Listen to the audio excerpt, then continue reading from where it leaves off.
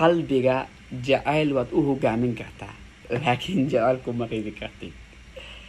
asxaabada la soo xiriiray leh Umar qof hebel baan rabaa inaan jeclaysiiyo ama qof hebel inuu jacaylkii wax ila qabta mar maxaa igala talin lahayd waxaan leeyahay waxay tahay igaal noqda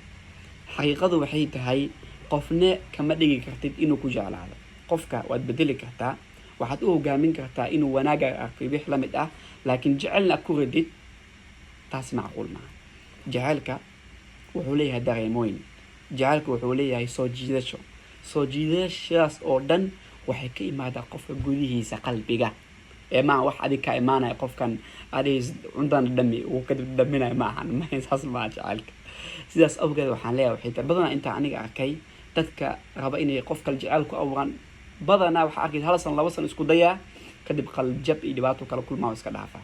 taas awgeeda qofka raba inuu ku jeclaado waqti kasto qalbigiisu waa sida raadaarka oo kale waxay raadinaysaa waxay qof ku haboon